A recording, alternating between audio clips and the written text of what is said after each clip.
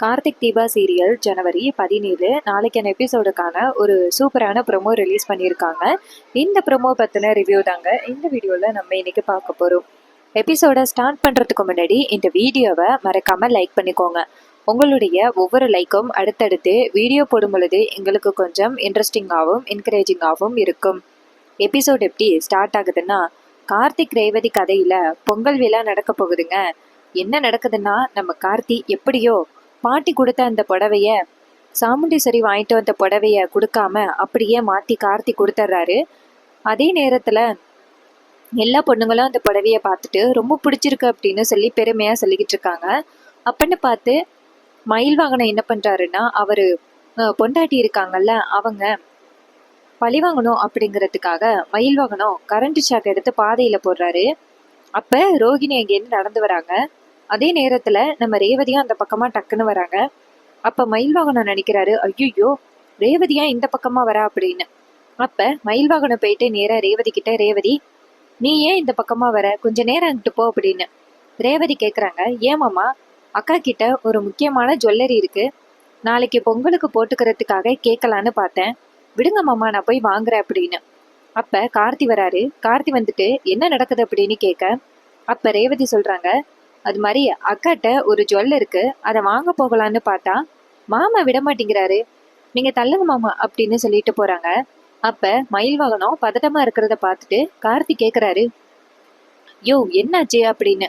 மயில் வாகனம் சொல்றாரு, என் பொண்டாட்டி சாக்கடிச்சு கீழே விழுவா, அவளை தாங்கி பிடிக்கலாம் அப்படின்னு நினைச்சேன், கடைசியில ரேவதி வந்துட்டாலே, ரேவதி மட்டும் அதுல காலை வச்சான்னா அவளுக்கு ஷாக் அடிச்சிடும் அப்படின்னு. இதை கேட்டதோட கார்த்தி டக்குன்னு, யோ என்ன காரியம் பண்ணிருக்க அப்படின்னு. அப்ப ரேவதி இங்கேருந்து நடந்து போயிட்டு அந்த ஷாக்ல காலை வைக்க போறாங்க. அப்ப கார்த்தி ஓடி போய் டக்குன்னு ரேவதியை பிடிச்சி இழுத்து தாங்கி பிடிக்கிறாங்க. இதை பார்த்ததோட மயில் வாகனம் செம்ம அதிர்ச்சி ஆகுறாரு. அப்ப மயில் வாகனம் நினைக்கிறாரு, இதை நான் பிளான் பண்ணா இவன் இப்படி ஈஸியா ஒர்க் அவுட் பண்ணிட்டானே அப்படின்னு. அப்ப நம்ம ரோஹிணி இங்கேருந்து ஓடி வராங்க. வீட்டுல உள்ள எல்லாரும் ஓடி வராங்க. அப்ப ரேவதி கேக்குறாங்க, டிரைவர் என்ன ஆச்சு அப்படின்னு. அப்ப கார்த்தி சொல்றாரு, அங்க ஷாக் இருக்கிறத நீங்க பார்க்காம வந்துட்டீங்க அப்படின்னு. அப்ப ரேவதி அப்பதான் பாக்குறாங்க, எல்லாருமே கீழே கிடக்குற ஒயரை பார்த்துட்டு அதிர்ச்சி ஆகுறாங்க.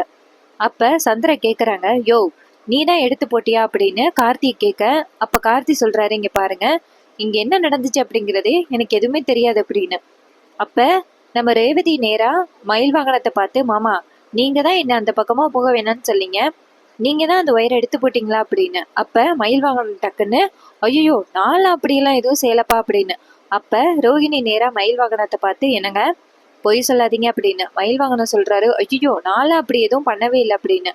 அப்ப சாமுண்டீஸ்வரி சொல்றாங்க, ஏதோ ஒயரு கீழே விழுந்திருக்கு, அது எப்படியோ டிரைவர் பார்த்து கண்டுபிடிச்சு என் பொண்ணோட உயிரை காப்பாத்திருக்காங்க, நிச்சயதார்த்தம் முடிஞ்சிருக்குல்ல, அதனால சில இந்த மாதிரி கெட்ட சம்பவங்கள் நடக்கும், அதுல இருந்து நீ பாதுகாப்பா இருக்கணும் ரேவதி, நடக்கும் பொழுது கீழே பார்த்து நட அப்படின்னு.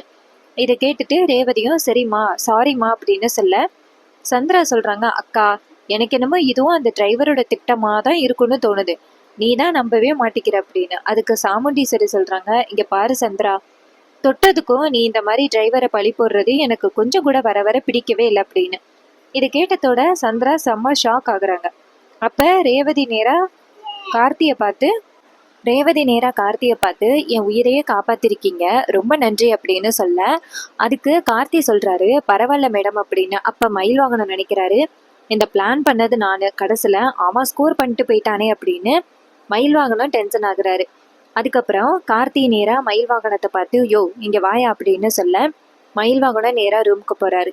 அங்க போனதோட கார்த்தி கேக்குறாரு, என்ன காரியம் பண்ணிக்கிட்டு இருக்கீங்க அப்படின்னு. அப்ப மயில் வாகனம் சொல்றாரு, இது என் பொண்டாட்டிக்காக பண்ணது, நைட்டு அவ பக்கத்துல தூங்க போகும் பொழுது என்னை எட்டி உதைச்சிட்டா தெரியுமா, கீழே விழுந்து எனக்கு செம்மையா அடிபட்டுருச்சு, அதான் அவளை பழி வாங்கணும் அப்படிங்கிறதுக்காக கரண்ட் ஒயரை எடுத்து பாதையில போட்டேன், ஆனா நீ இடையில வந்துட்ட, அந்த ரேவதி மட்டும் வராம இருந்திருந்தா இந்நேரம் நான் பண்ண பிளான் ஒர்க் அவுட் ஆகியிருக்கும் அப்படின்னு. அப்ப கார்த்தி சொல்றாரு, இங்க பாரு முட்டாள்தனமா இப்படி நீ ஏதாவது முடிவு பண்ணாதீங்க, ஒருவேளை யாராவது ஒருத்தவங்க அதுல காலை வச்சிருந்தா அவங்களோட உயிருக்கே ஆபத்தாயிருக்கும், அதை பத்தி நீங்க கொஞ்சம் கூட யோசனை பண்ண மாட்டீங்களா அப்படின்னு. அப்ப மயில் வாகனம் சொல்றாரு, சாரிப்பா டிரைவரு, நான் யோசிக்கவே இல்லை அப்படின்னு. அப்ப கார்த்தி சொல்றாரு, இதுக்குதான் நீங்க இந்த வீட்டுல இப்படி இருக்கீங்க, கொஞ்சமாவது எதையாவது யோசனை பண்ணி செய்யுங்க, அடுத்தவங்க உயிருக்கு ஆபத்து வர மாதிரி எதுவும் செய்யாதீங்க அப்படின்னு சொல்லிட்டு கார்த்திக் கோவமா அந்த இடத்துல இருந்து போறாரு. அப்ப ரேவதி அங்கேருந்து கார்த்தியை பார்த்து ஒரு நிமிஷம் அப்படின்னு சொல்ல கார்த்திக் கேட்குறாரு, சொல்லுங்க மேடம் அப்படின்னு. ரேவதி சொல்றாங்க, இது மாதிரி நாளைக்கு பொங்கல் விழா, நீங்க போயிட்டு மகேஷையும் மாயாவையும் இன்வைட் பண்றீங்களா அப்படின்னு. கார்த்தி சொல்றாரு, கண்டிப்பா சாமுண்டீஸ்வரி மேடத்துக்கிட்ட சொல்லி கூப்பிட்டுறலாம் அப்படின்னு. அப்ப ரேவதி சொல்றாங்க, நானா சொன்னா அம்மா கண்டிப்பா சந்தேகப்படுவாங்க. பொங்கல் அன்னைக்கு அவரு பொங்கல் அன்னைக்கு அவர் என் கூட இருந்தா நல்லா இருக்கும்னு தோணுது, அதுக்கு தான் நான் கேட்டேன் அப்படின்னு. கார்த்தி சொல்றாரு, கண்டிப்பா நான் அவங்கள கூப்பிடுறேன் அப்படின்னு. அப்புறமா ரேவதி சொல்றாங்க, அதோட நான் கரண்ட் ஒயர்ல கால வைக்க போனேன், என் உயிரையே நீங்க காப்பாத்திருக்கீங்க, ரொம்ப தேங்க்ஸ் அப்படின்னு. கார்த்தி சொல்றாரு, பரவாயில்ல மேடம் அப்படின்னு. அப்புறமா கார்த்தி நேரா சாமுண்டீஸ்வரியை போய் பாக்குறாங்க.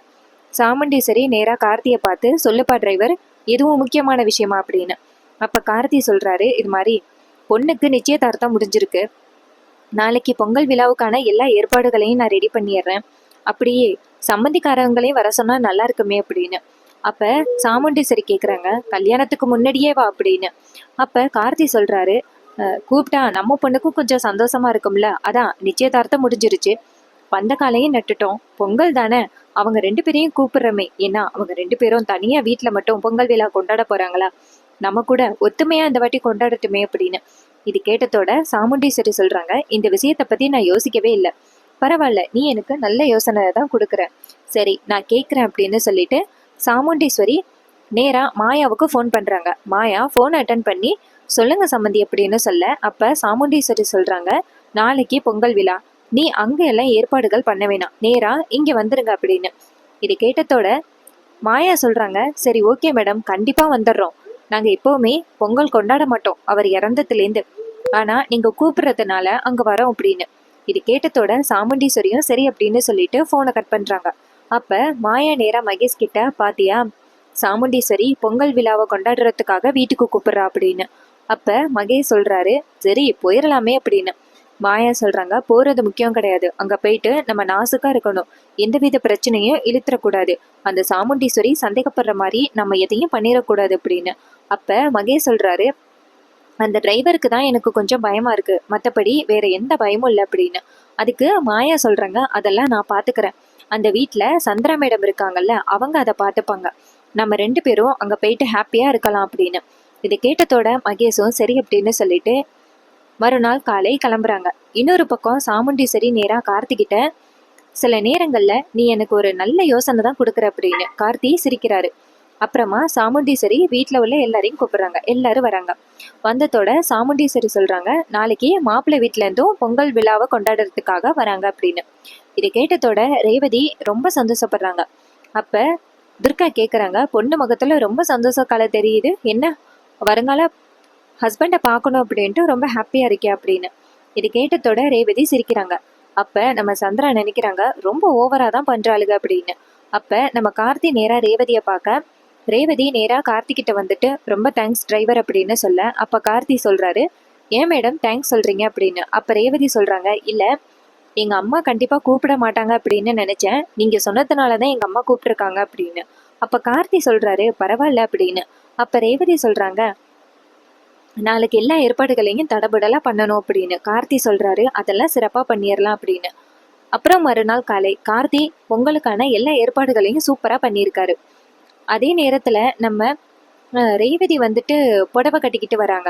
அந்த 4 பொண்ணுங்களும் புடவையும் சுடிதாரும் போட்டு வராங்க. அப்ப சாமுண்டீஸ்வரி நேரா அந்த பொண்ணுங்களை பார்த்துட்டு அதிர்ச்சி ஆகுறாங்க. இந்த கலர் புடவை நான் எடுக்கவே இல்லையே அப்படின்னு. அப்ப ரேவதி எங்கேருந்து ஓடி வந்து, அம்மா இந்த கலர் புடவை எனக்கு ரொம்ப எடுப்பா இருக்கு, இந்த மாதிரி கலரை நான் பார்த்ததே இல்லை அப்படின்னு. அப்ப சாமுண்டீஸ்வரி டக்குன்னு ரேவதி கிட்ட, இந்த கலர் புடவை நான் எடுக்கவே இல்லை உனக்கு, நான் எடுத்த கலர் வேற அப்படின்னு. ரேவதி சொல்றாங்க, அம்மா என்னம்மா சொல்றீங்க, இதை தான் நீங்க எடுத்து கொண்டாந்து கொடுத்தீங்க அப்படின்னு. இது கேட்டதோட சாமுண்டீஸ்வரியும், அப்படியா மறந்துருப்போம் போல அப்படின்னு. அப்ப ரேவதி சாரியை கட்டிக்கிட்டு அந்த இடத்துல இருந்து போனதோட நம்ம கார்த்தி அந்த இடத்துக்கு வராரு. கார்த்தி வந்ததோட சாமுண்டீஸ்வரி நேரா கார்த்தியை கூப்பிடுறாங்க, டிரைவர் இங்க வாப்பா அப்படின்னு. அப்ப கார்த்தி நினைக்கிறாரு, ஆஹா அத்தை கண்டுபிடிச்சிட்டாங்க போலயே அப்படின்னு. அப்ப கார்த்தி கேக்குறாரு, சொல்லுங்க மேடம் அப்படின்னு. சாமுண்டீஸ்வரி சொல்றாங்க, நான் எடுத்த புடவை இந்த புடவையே இல்லை, ஆனா எப்படி இந்த புடவை வந்துச்சு அப்படின்னு. அப்ப கார்த்தி சொல்றாரு, என்ன மேடம் சொல்றீங்க, இந்த கலர் புடவையை தான் நீங்க சூஸ் பண்ணி வச்சீங்க, நான் பார்த்தேன் அப்படின்னு. அப்ப சாமுண்டீஸ்வரி சொல்றாங்க, இல்ல ரேவதிக்குன்னு தனியா பர்பிள் கடல் புடவை தான் எடுத்து வச்சேன். ஆனா இங்க வேற கலர் இருக்கு. அதான் கேட்கிறேன் அப்படின்னு. அதுக்கு நம்ம கார்த்தி சொல்றாரு, இல்ல மேடம் நீங்க ஏதோ கன்ஃபியூஷன்ல சொல்றீங்க போல. ஆனா இந்த புடவை தான் நான் பார்த்தேன் அப்படின்னு. இது கேட்டதோட சாமுண்டீஸ்வரியும் ஓகே நான் ஏதோ குழப்பத்துல மறந்துட்டேன் போல அப்படின்னு. கார்த்தியும் சரிங்க வாங்க மேடம் பொங்கல் ஆரம்பிச்சாச்சு என்ன இப்படி இருக்கீங்க அப்படின்னு. அதுக்கப்புறமா நம்ம ரேவதி இருக்காங்கல்ல வீட்டு வாசல்ல கோலம் போட்டுக்கிட்டு இருக்காங்க. அதுக்கு முன்னாடியே மாயாவும் மகேஷும் வராங்க. அவங்க 2 பேரையுமே வரவேற்கிறாங்க. சாமுண்டீஸ்வரி சொல்றாங்க, வாங்க சமந்தி வாங்க மாப்பிள்ள அப்படின்னு வரவேற்கிறாங்க. அப்புறம் வந்துட்டு மாயா சொல்றாங்க, இது மாதிரி நாங்க அவர் இறந்ததுலேருந்து இந்த மாதிரி பொங்கல் விழாவே கொண்டாடுறது கிடையாது. ஆனா நீங்க வந்துட்டு எங்களை கூப்பிட்டுருக்கீங்க. இந்த வாட்டி குடும்பமா சேர்ந்து கொண்டாடுறது உங்களுக்கு ரொம்ப பிடிச்சிருக்கு அப்படின்னு. இதை கேட்டதோட சாமுண்டீஸ்வரி சொல்றாங்க, இங்க பாருங்க நம்ம எல்லாரும் வந்துட்டு இப்போ ஃபேமிலி ஆயிட்டோம். ஸோ உங்களையும் கூப்பிடுறது நியாயம்தான். நம்ம எல்லாரும் சேர்ந்து கொண்டாடுவோம் வாங்க அப்படின்னு சொல்லிட்டு வெளியில வராங்க. அதுக்கு முன்னாடியே நம்ம ரேவதி சூப்பரா பெருசா கோலம் போட்டுக்கிட்டு இருக்காங்க. அப்ப ரேவதி பெருசா கோலம் போட்டுறது மட்டும் இல்லாம ரேவதி கலர் அடிச்சதுனால கோலத்தோட நடுவுல மாட்டிக்கிட்டாங்க. ஸோ இதை பார்த்ததோட சாமுண்டீஸ்வரி கேக்குறாங்க, ரேவதி வெளியில வாமா அப்படின்னு. அப்ப ரேவதி சொல்றாங்க, அம்மா நான் கோலத்து மேல நடந்து வர மாதிரி இருக்கும். நான் அவ்வளோ கஷ்டப்பட்டு இந்த கோலத்தை போட்டிருக்கேன் அப்படின்னு. அப்பதான் சாமுண்டீஸ்வரி அந்த கோலத்தை பாக்குறாங்க. சாமுண்டீஸ்வரி சொல்றாங்க, அம்மாடி கோலம் ரொம்ப சூப்பரா இருக்குமா அப்படின்னு. அப்ப மாயா சொல்றாங்க, எங்க வீட்டு மருமகளுக்கு இவ்வளவு அழகா கோலம் போட தெரியுமா, ரொம்ப ஆச்சரியமா இருக்கு அப்படின்னு. அப்ப துர்கா சொல்றாங்க, எங்களை மாதிரி கிடையாது ரேவதி. ரேவதி ரொம்ப டேலண்டான ஆளு, ரொம்ப சூப்பரா கோலம் போட்டிருக்கால அப்படின்னு. அப்ப ரோகிணி சொல்றாங்க, கோலம் போட்டது இருக்கட்டும் ரேவதி, நீ எப்படி அந்த கோலத்தை அழிக்காம வெளியில வர போற? நவந்தா கண்டிப்பா இந்த கோலம் அழிஞ்சு போயிரும் அப்படின்னு. இது கேட்டதோட ரேவதி சொல்றாங்க, அதான் எனக்கும் தெரியல நான் எப்படி இந்த இடத்துல இருந்து வெளியில வர போறேன் அப்படின்னு. அப்ப சாமுண்டேஸ்வரி சொல்றாங்க, பொங்கல் அன்னைக்குமா ஒரு சூப்பரான போட்டி வைக்கலாமா அப்படின்னு. அப்ப ரோகிணி சொல்றாங்க, என்ன போட்டி அம்மா வைக்க போறீங்க? ரேவதியே பாவம் வெளியில வர முடியாம தவிச்சுக்கிட்டு இருக்கா அப்படின்னு. அதுக்கு சாமுண்டீஸ்வரி சொல்றாங்க, அதான் போட்டியே.